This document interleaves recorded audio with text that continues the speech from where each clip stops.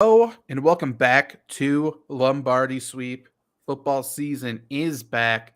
NFL training camp, Packers training camp is here. Trevor Land is in the middle. Luke Reimer, who was at training camp today, on the right if you're watching the video version on youtube.com/Flurry Sports. I'm Zach Bruner. And there's a lot of Packers news. There's a lot of Packers training camp battles, a lot of Packers stuff to look at. Some good, some bad, some ugly, some highlights, some good stuff. And Luke was there to witness it all. Before we get some of his firsthand experiences, and I do have some questions for you, Luke, in terms of just how some players looked, in terms of speed, stuff like that. Pup list. We should talk about the Packers pup list. For those who don't know, physically unable to perform. This is a list that means almost nothing. It just means that they are not really participating in team drills or doing their own thing, usually coming back from injury. They can be put on the pup list, taken off the pup list at any point during the offseason program. If they're on the pup list to begin the season, that's when they start obviously missing games, but they also have to be on the pup list. I believe the new rule now is the first 4 weeks if they begin the season. But right now they can get moved on or off at any point.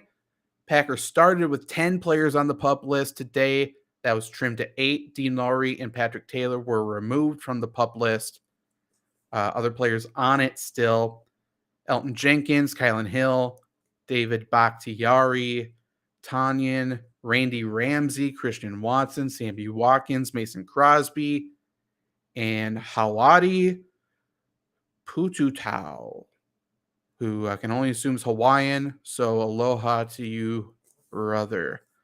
Obviously, a lot of injuries, a lot of people coming back from knee injuries, and the big name, I guess, would be David Bakhtiari. That's the big headline. That's what people are worried about. That's what people are asking about. From David Bakhtiari's mouth, from everything I've heard, it's just optimism. I think he's on track to play week 1. I don't think there's any worry. However, the report that came out today is David Bakhtiari had a setback. David Bakhtiari had a surgery again this offseason. So I think the obvious way to go would be to talk about what the fuck's happening. Why did he have another surgery to repair an ACL? Is he not healed?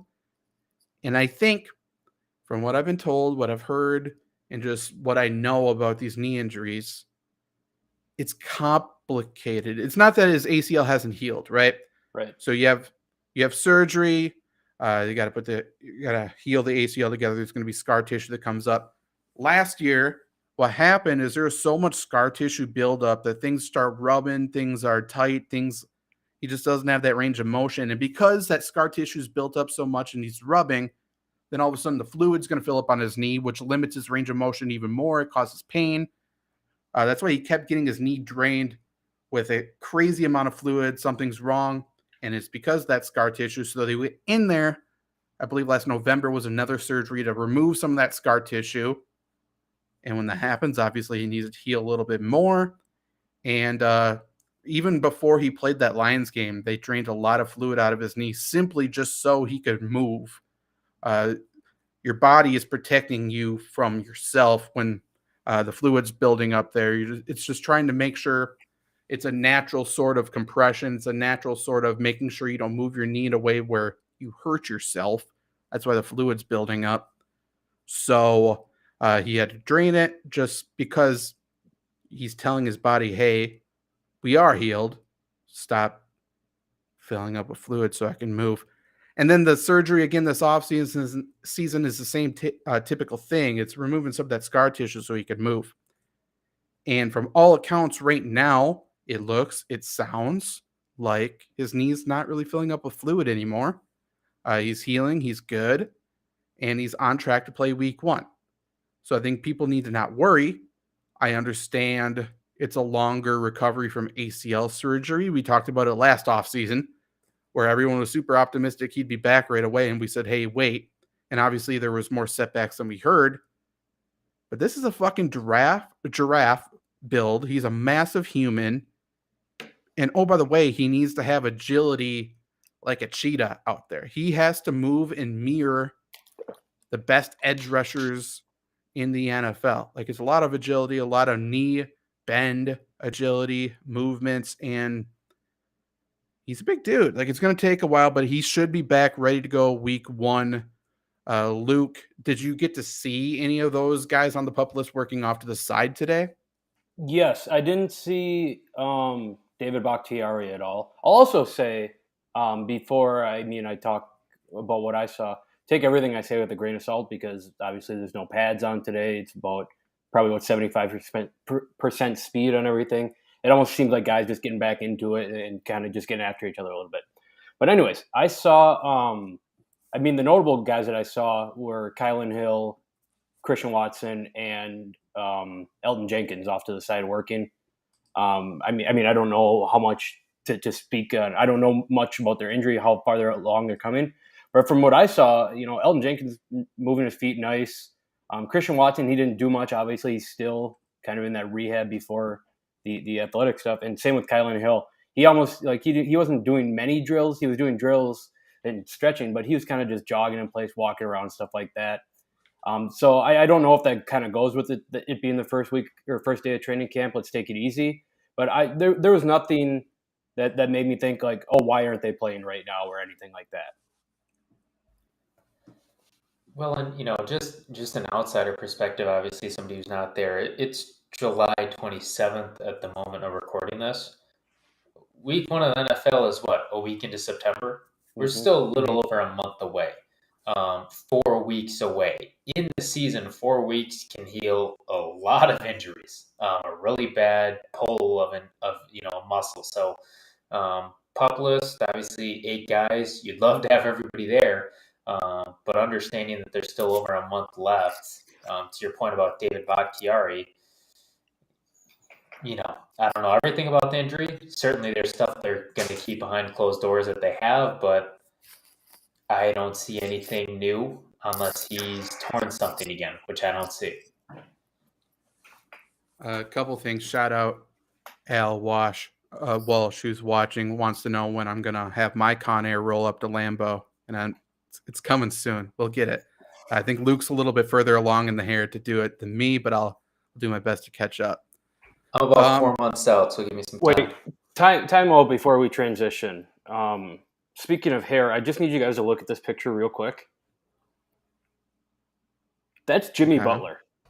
This is again a very visual part of the podcast. Jimmy Butler got extensions. Right, for sure, right? Yes, he did. He did not look like that 4 months ago in the NBA playoffs, or anything close to that. He needed the hair, so he'd have more dog in him. I don't know. I guess that's interesting. Okay. To tie the David Bakhtiari thing back to something Luke said right away off the top. Yes, everyone's in practicing on air, no pads.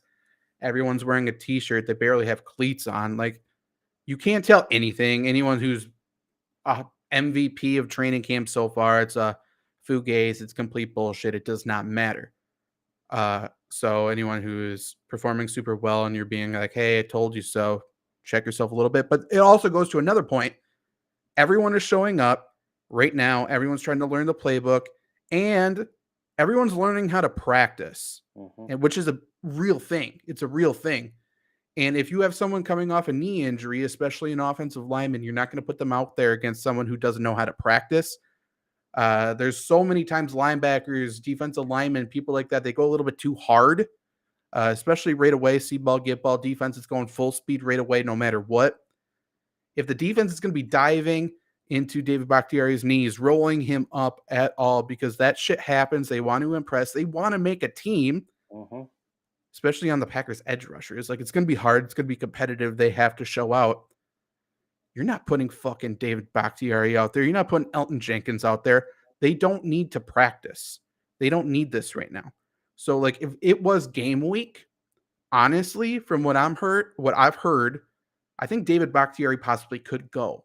He could play. But, he doesn't need to. To your point, Trevor, we're a month out, over a month out. Let's chill. Let's take a breath. And let's get some of these younger guys some reps so they can step in if needed. Yash Nijman wants to make a point where he wants to get paid this next offseason, whether it's by Green Bay or probably somebody else. And, if Elton Jenkins isn't ready to go week 1, we're going to need somebody at right tackle because God forbid it's Royce Newman. That's not going to work. Josh Nijman could, maybe he'll flip over to right tackle at some point pretty soon as well, but he needs to impress at left tackle, move over to right tackle, possibly. Like, we need to get some of these young guys some snaps, some reps, because, oh, by the way, especially at tackle, Packers have drafted every offensive lineman out of position. Mm-hmm. So they're trying to figure out where they fit best and teach them the position. And reps are very valuable. And again, they're way more valuable to these backups than it is for David Bakhtiari.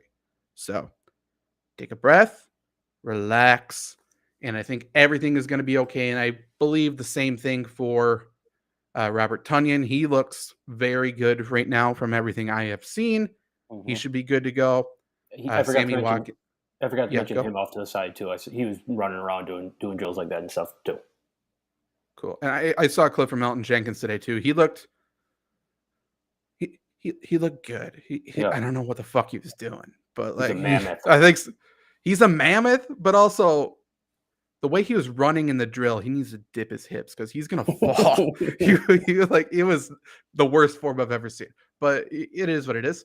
Kylan Hill, I think, should be okay pretty soon. He's coming off a knee injury. Robert Tonyan, like I said. Sammy Watkins is just a tweak. He should be back pretty soon. Christian Watson had a knee surgery of his own.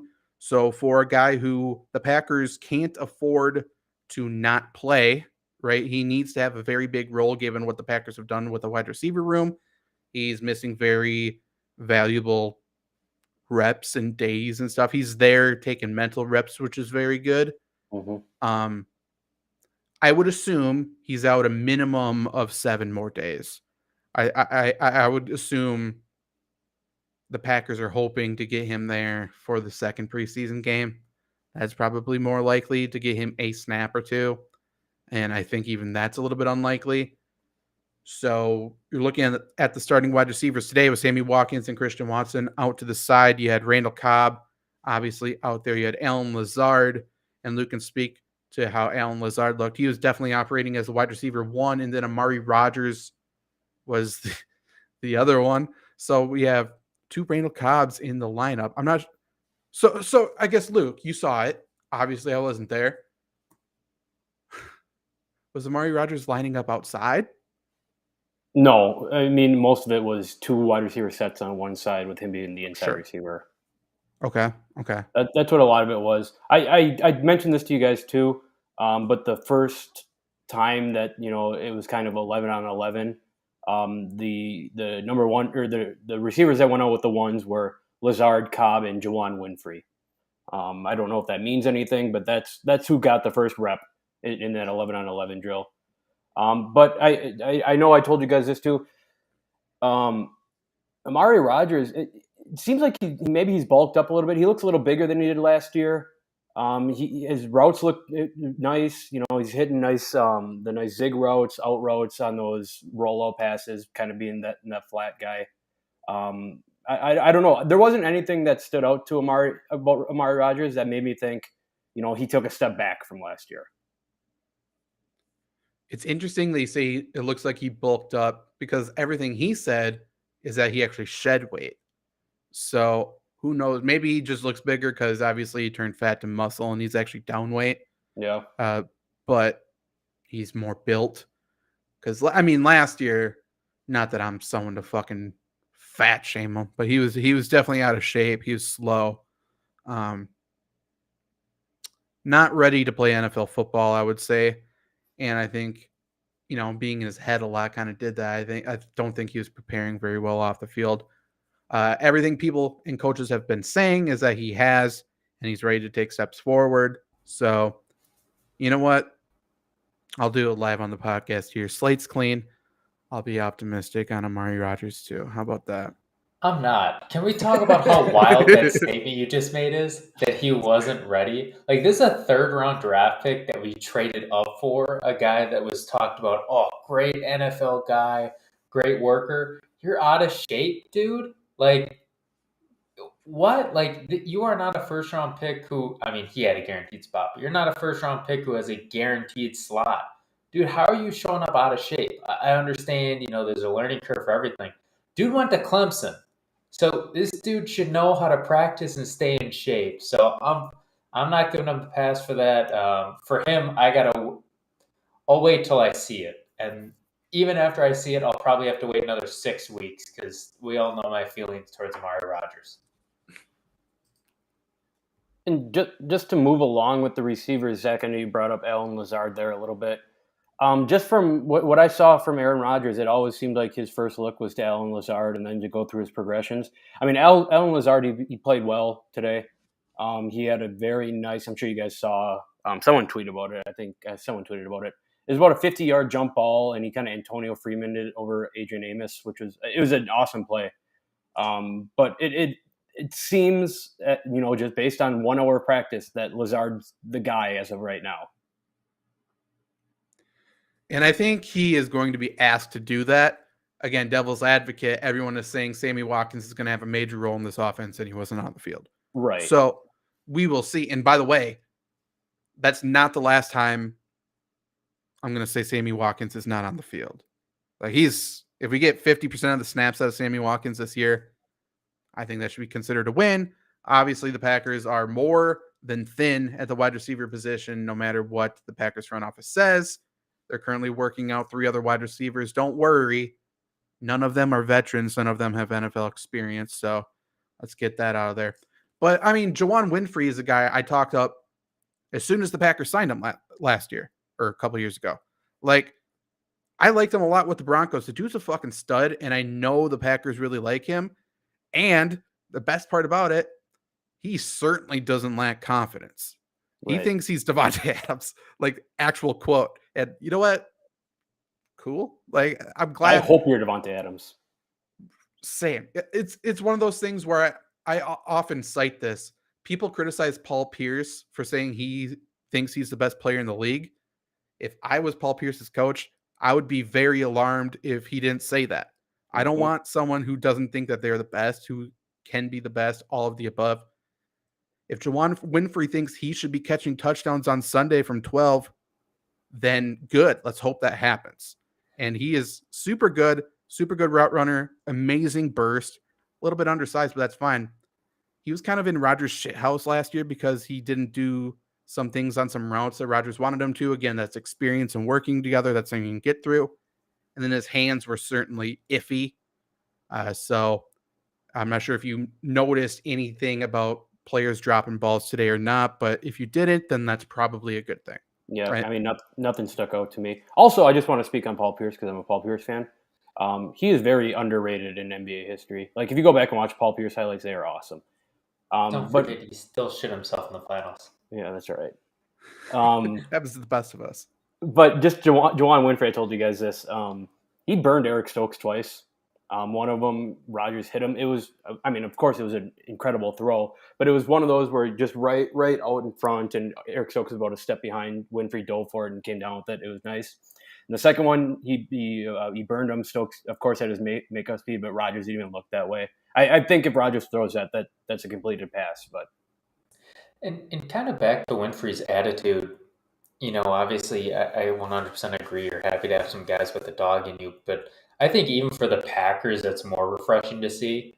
I just feel like with the Packers, they draft these guys, and I like the team first guys, but it gets to a point where you need to have a guy who's like, I'm the best, give me the damn ball and get out of the way. Some dogs.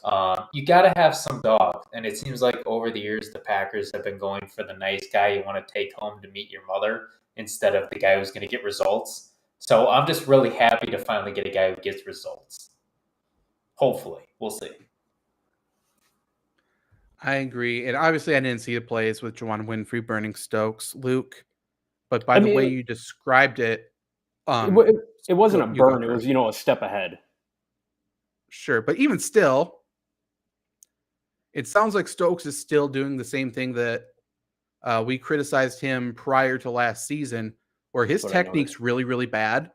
It's not good. He's a press corner who really sucks in press. However, he makes plays because of his speed. He relies on his speed, his ability to make up ground because he's faster than people. he's not really much faster than Juwan Winfrey, and that's why he was able to do that, right? And Yeah. oh, by the way, Juwan Winfrey is a guy they signed off the streets. Eric Stokes is a first-round guy. It doesn't matter if it's not a complete burn. He beat him twice, and it sounds like it was 2 out of 2.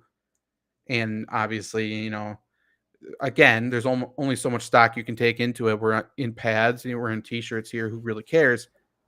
But if Stokes isn't really much better in terms of his, technique and stuff like that, it's going to be the same thing. Stokes is going to make plays this year. He's going to make some great highlights. And if you watch the highlight film from the Green Bay Packers 2022-2023 season, Eric Stokes is going to look fucking good. He's going to look like a top 5 corner. However, the bad thing about watching highlight film is you don't see the rest of the film, and he's going to be giving up a lot of deep balls, and that sucks.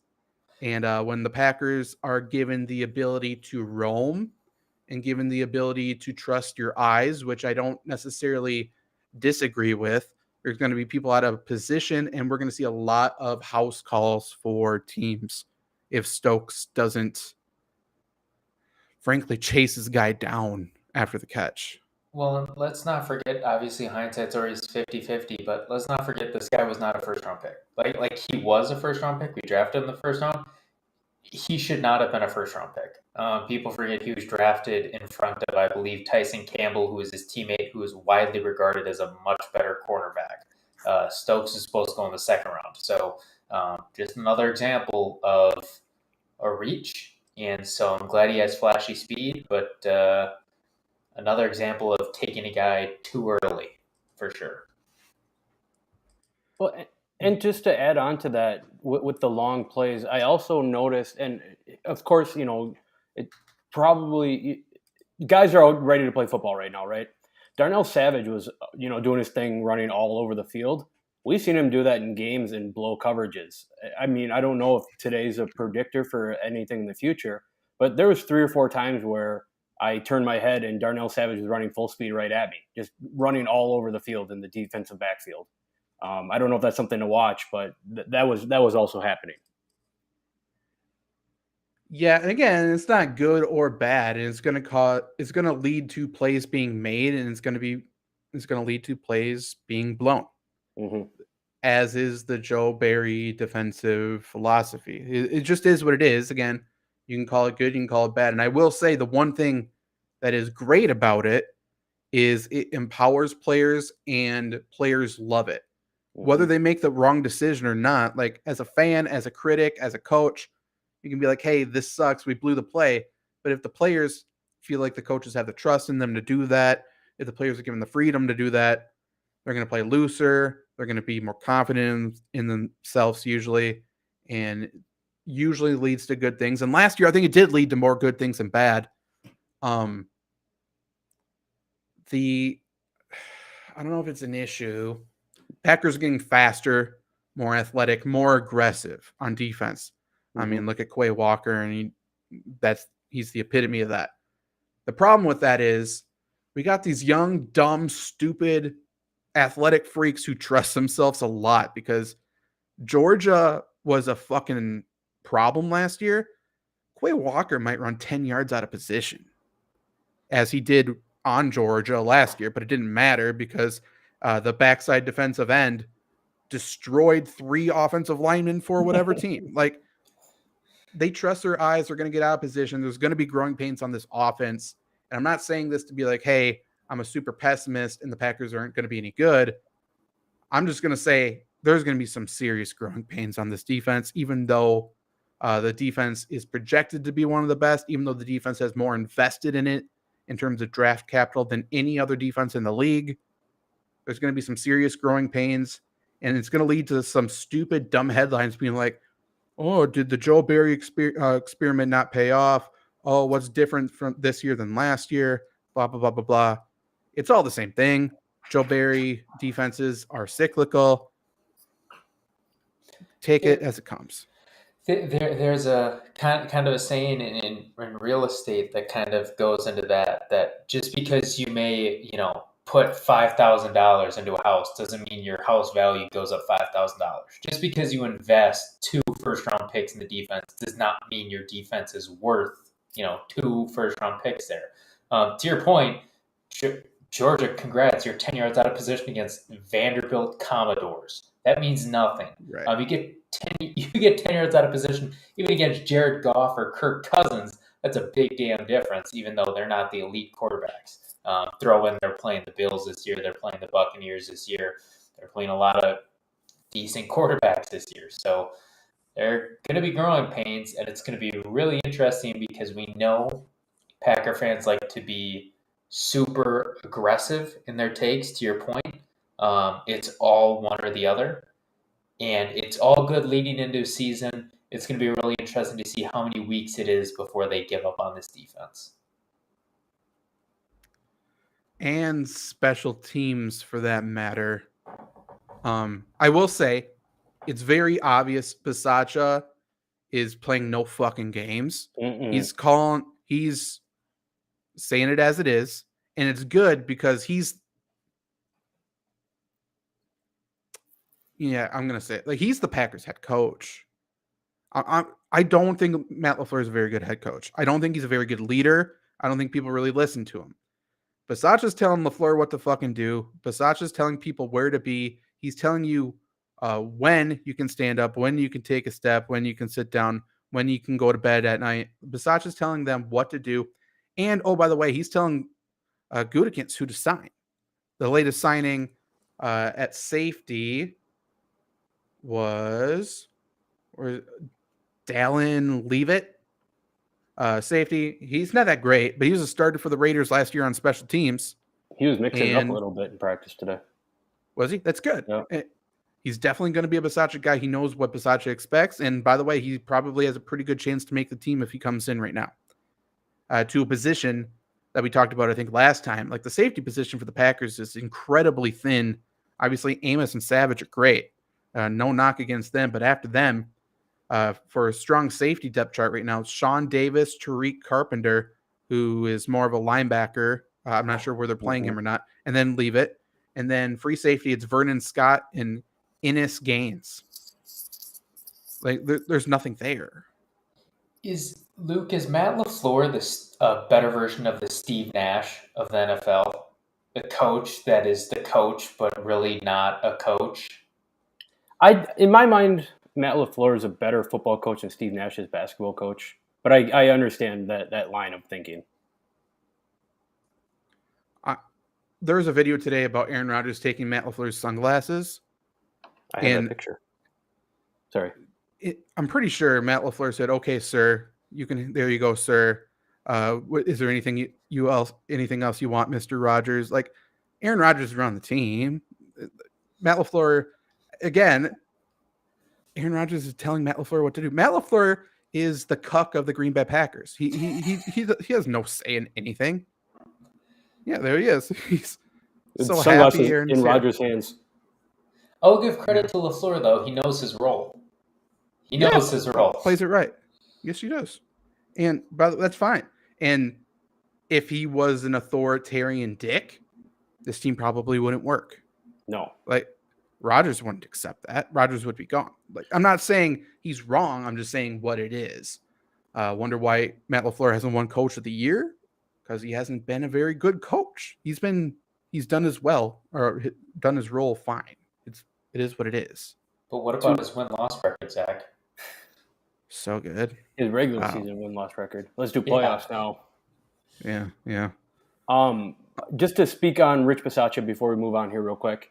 The dude is locked in right now. He was out there screaming on simulated kickoffs, moving guys around, getting after the guys. And then immediately after practice, he put on headphones and sprinted back to the locker room from the Don Hudson Center. By everyone who was trying to high-five him and get autographs and stuff, dude locked in and took off back to Lambeau. Dan Campbell light, love to see it. Get him on the lines. Don't waste him here. Facts. The other position group on defense I do want to talk about is cornerback. Again, talking about an incredibly thin safety room. The cornerback room, I'm happy everyone's super stoked about, no pun intended, about getting Rasul Douglas back as the third corner. And I think that's great. I really like Rasul Douglas. Obviously, I got Rasul Douglas right there. Showing off my TikTok skills, Trevor. How do you like that? My little points above me. Impeccable. Can anyone name the fourth cornerback? Does anyone know? Can anyone name one more cornerback on the Packers that's not Rasul Douglas, Eric Stokes, or Jair Alexander? Kevin King's still got to be on the team, right? Surprisingly, I'm not sure if he's anywhere. My guy Shamar was getting number 1 reps today. Good. I love. It was Shamar. actually him this time, by the way. How could we forget Shamar? Luke almost saw him in a bar. No, I saw him for real now. And Luke, you said he was playing outside cornerback today? For one play, he lined up an outside corner. That what I noticed. We're giving him the Josh Jackson treatment, where we keep moving him inside, outside every different season, and giving him no opportunity to actually be a good cornerback, is what it sounds like. He's definitely a slack corner, and I hope they let him slide in there and do that. But aside from Shamar Jean-Charles, we got Keyshawn Nixon. We have Kabion Ento. We got Dante Vaughn. Keandre Thomas, of course, who could forget. And then finally, who we've talked about off air, and he's definitely going to make the team, but Rico Gafford, who is extremely fast. He's built. He has some experience. He's tiny. Like, you're not going to trust him to play outside corner in the slot. Like, he's not going to do a ton. He's a special teams guy, and we need him. However, like, if that's his role, that means he's going to get cut. Like, if he's a special teams guy and isn't a great contributor to the defense, then Goot's going to cut him. But the saying is, in today's NFL, you need 5 good cornerbacks. You need 5. Mm-hmm. Because of injuries, because of the way the games are, because of the way offenses are. People can't name the 4th cornerback. It's not that we don't even have a good one. We can't even blame Kevin King anymore. Like, we just don't have anybody. So when people are saying we need to sign a veteran wide receiver, we need to get another pass catcher, we need to do this, sure, we also really need to look at cornerback, because I think this room should not go into the season the way it is. Personally. What do you think, Luke, as someone who's there? Yeah, I mean, I totally agree. I think the cornerback room is definitely top heavy. But like you said, Zach, there are too many good offenses in the NFL right now to only have 3 notable cornerbacks, right? I mean, look at the Vikings alone. They have 3 stud 1, 2, 3 receivers, plus Dalvin Cook. You know, there's so many weapons around the NFL right now. It's tough to get by. I guess I am happy with the cornerbacks, considering the horrible lack of cornerbacks like the last 15 years. But I mean, everyone's saying the cornerbacks are great. You're right. Just the depth isn't there. I mean, like, if there's maybe 2 vets out there yet, I think I'd be happy bringing in 2 guys on minimum deals as opposed to what we have now. Shout out to Shadid for naming Rico Gafford. That's actually pretty impressive. I'll look at cornerbacks who are out there really quick. Yeah, it's something that should happen. It's something the Packers should explore. We talked about this going into last season. Proved to be true. And luckily, it really didn't matter. Packers are super thin. And they're an injury away from being a complete clusterfuck. Especially in the secondary. We're looking at safeties and cornerbacks. There's no depth. If one person gets hurt, they're kind of screwed. There's a very obvious weak link for people to pick on. Last year, we talked about how Kenny Clark in the middle, like, if he got hurt, he's the most important piece to that Packers defense, and it's still true. Looking at available cornerbacks here. But yeah, there's too many good cornerbacks who can just look at people, find the weak link, and just target them. Right now, Trey Waynes is available. He's all right. Joe Hayden's still available. Chris Harris is still available. He's very good. Janoris Jenkins. Kevin King, weird, still available. Xavier Rhodes. He's not going to be cheap, but I would love to get Xavier Rhodes, Jimmy Smith, AJ Bouye. Vernon Hargreaves is definitely hit or miss, but whatever. Josh Norman. I would love to get Josh Norman on the team. He is definitely a dog. Yeah. Speaking of absolutely. dogs, yeah. Richard Sherman, if he wants to still play. Desmond Trufant, he's a vet. He can at least be a 4th or 5th cornerback. Not Damon Arnett. Shout out to him. He got arrested again. But yeah, there's some people out there. And oh, by the way, you're allowed to trade for players. So I think it's something the Packers definitely need to look at. Cornerback, I think, is their biggest need on their entire roster right now. I don't know about you guys. That's where I side. I understand the wide receiver argument, and I definitely believe it's a need, but I'm just nervous. I get really nervous about thin defensive rooms. I've seen the Vikings collapse too many times because they had 0 depth. We can't be that. And they've I had just awesome don't- defenses. Yes.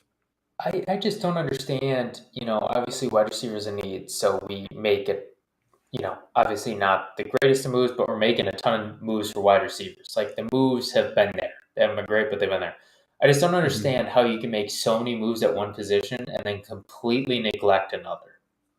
It just doesn't make much sense at all. I think, well, there's a couple things.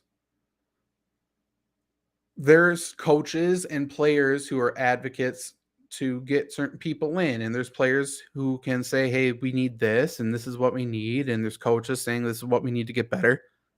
Matt LaFleur's a glorified offensive coordinator, right? That's how most of the NFL head coaches are nowadays. He doesn't know fucking anything about defense, and he definitely doesn't know anything about special teams. That's their responsibility. So why aren't the Packers targeting defensive free agents right now to build that up? Ask Joe Barry. And Joe Barry's in the corner coloring right now. Like, let's, as we've said for the past year, like, he's the person who needs to go and demand, because, I mean, Gutekunst doesn't know. Like, Joe Barry needs to be the person to say, hey, I don't think we have the depth here. But instead, what's happening is, obviously the Packers love to develop guys, and that's what they think they can do with these inexperienced corners. And maybe they can, but That was not not for the this time. year. Yeah. This just seems all like the Julio Jones in the NFC Championship game all over again this playoffs, right? Where we put just a joke of a cornerback on him and just get torched. Like this cornerback room, unless there are a ton of injuries, will work during the regular season. It'll work just fine. Playoff time, if we're talking about an actual Super Bowl, there's no way in hell. It's probably going to be the weakest secondary in the league, and that's if everybody's healthy. Because to your point, can't even name the 4th corner.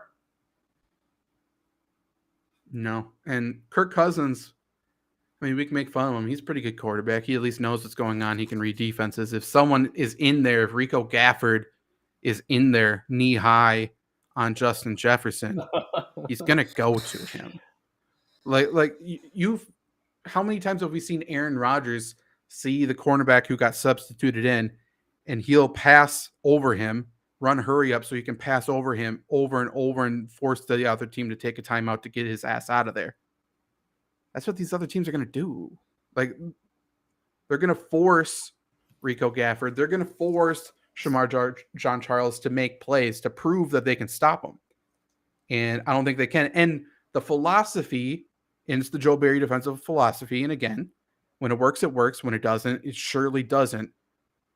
The way to help out a weak secondary, a thin secondary, holes in the secondary, is the pass rush. Mm-hmm. So they're just continuing to try to cover up the secondary, the cornerbacks, with the pass rush. And when you get there, awesome. But if Rashawn Gary doesn't sack the guy and they escape the pocket and extend the play, that's when we're fucked.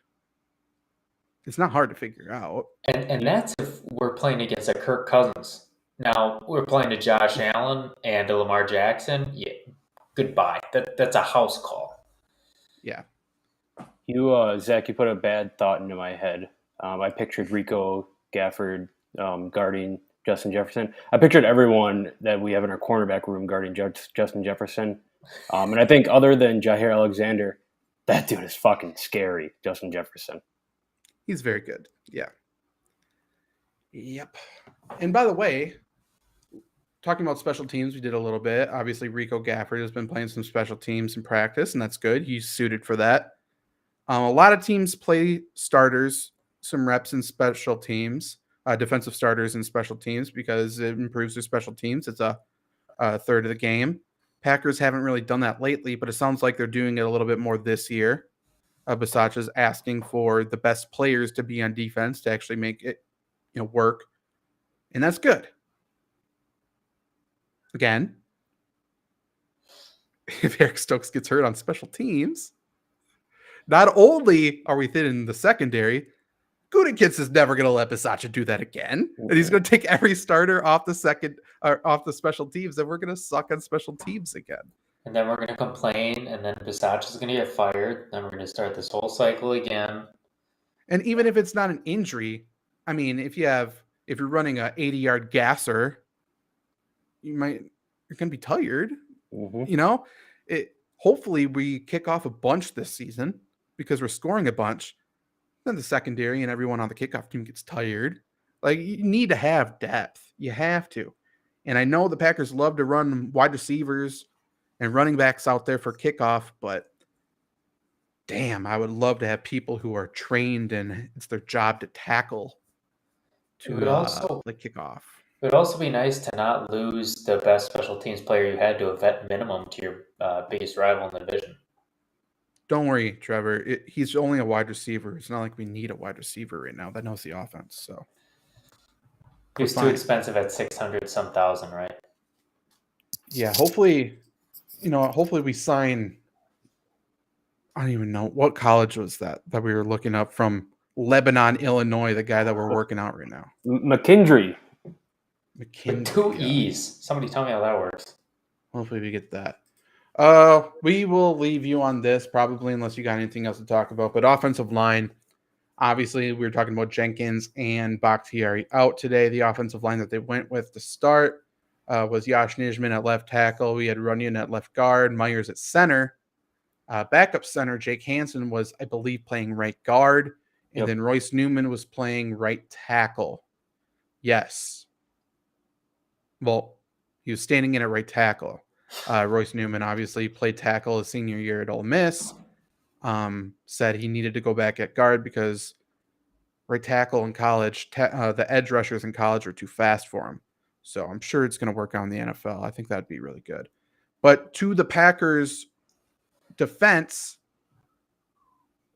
there's nobody else to play right tackle. We've drafted a lot of tackles, but they're all more suited for guard. We don't have a right tackle on the team if Elton Jenkins doesn't play. I would love to get Brian Bulaga back in here. Obviously, he's a free agent. There's actually a decent amount of solid veteran tackles in my personal opinion. So I think that would be good. I just don't want to trust Royce Newman to play right tackle. If you want to put him at right guard, that's fine. You need to have some people who can move bodies on either side of him because he just turns guys. He likes standstills at the line of scrimmage. Only position he goes is backwards. I'm worried. I'm sorry. Look, I know I said earlier in this episode, we got a month till the season. This team is so screwed.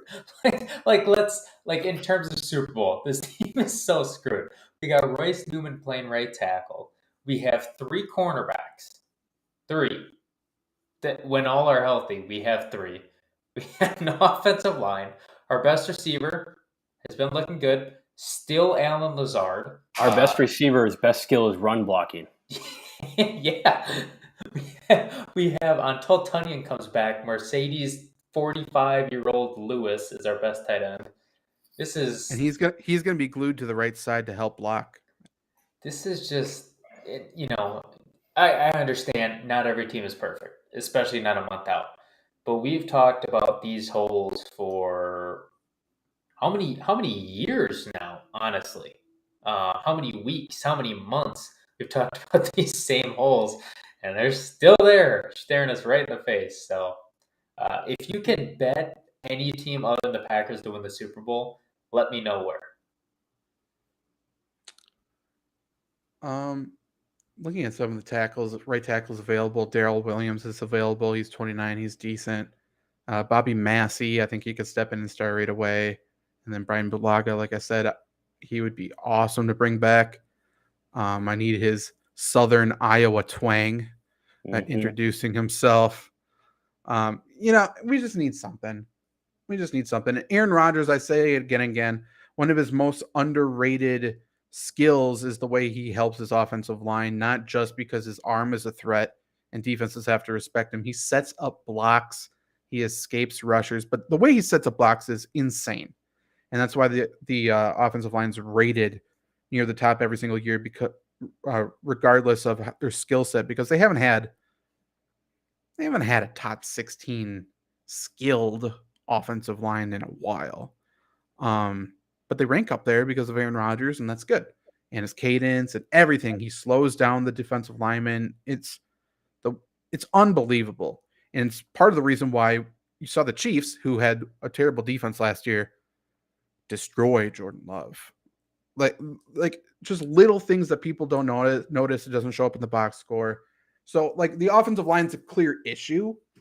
They're going to be fine. Even if Royce Newman's at right tackle, they're going to be okay because of Aaron Rodgers, but they're still going to be playing like they have one arm tied behind their back. There's the old story about Larry Bird, how he only shot with his left hand that one game. He fucking did great, but he would have been better if he used his right hand as well. Like that's what the Packers are going to be like, basically.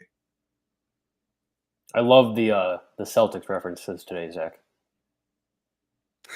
Paul Pierce, that's right. You're welcome. What can I say? But fuck the Celtics. Sure. Can't name their coach. No idea. Still Brad Stevens to me. I got surprised every time they flashed the sideline. I couldn't find Brad Stevens. Why is that player wearing a coaching polo? Show some respect to that man. Why? He's better than Brad Stevens. He could probably win a fight at least, and that's all you need to do to advance in the playoffs. We know that. Fair enough.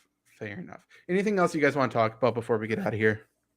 Before we send off, I'll kind of summarize some big things that I saw from training camp. Number one is it's just incredible how much better Aaron Rodgers is than every single other person on the team. Like dude just puts the ball wherever he wants it, whenever he wants it, however he wants it. I told you guys before, but Jordan Love, I mean, his passes look fine. Take what you want from playing on air. Passes look fine. He ran a couple times. I think defense did play, like the coverage was there for Jordan to make Jordan Love run. Looked fine running. And then I guess other than that, there's not really much to take away from this from this practice. Like Rodgers said that the offense beat the defense and team, and they did. I would say that the ones and twos both did, and I think the threes held up their own against the threes offense. But to everyone who's trying to look in after day one stuff, don't look into it too much. It was about an hour and a half practice with guys going 75%. Did you notice tight end?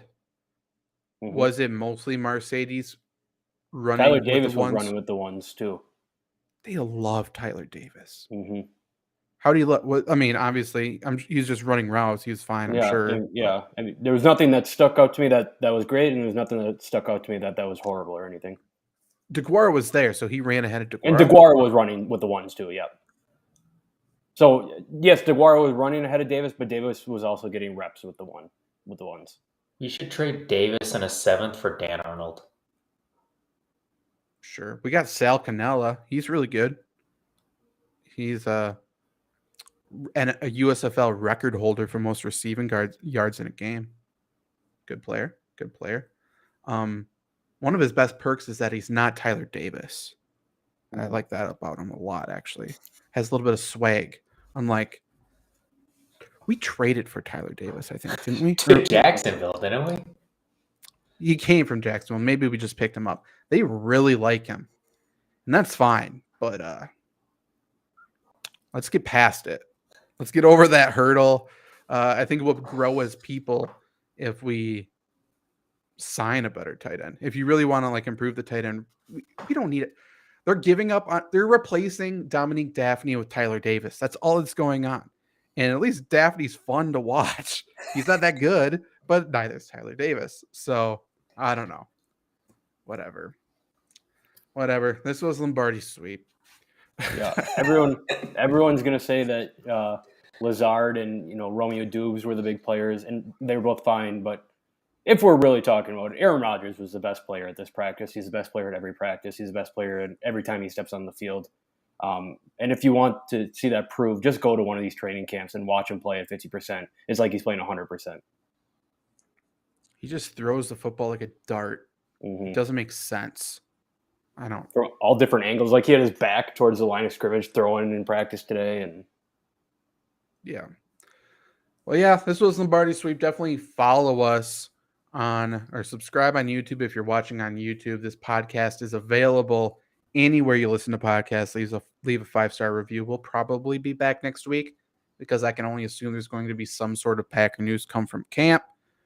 So even if it's just a short show, Wednesday evenings, you can listen to us live on the Flurry Sports YouTube channel, and it should be available in podcast form every Thursday morning.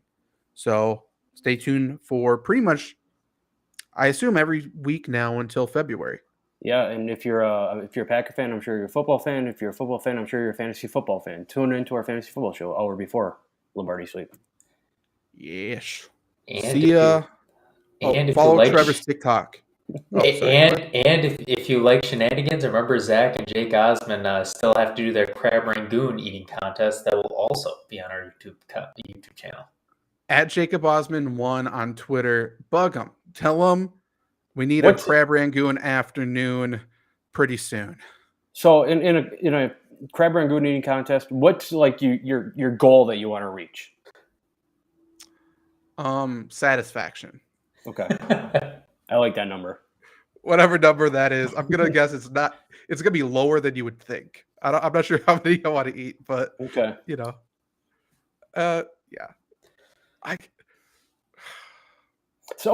So what's worse than a lukewarm, chewy crab rangoon? They're really good when they're piping hot. But like, maybe a cold one? Yeah. How much time are we gonna put on this? Like 30-minute timer? 10?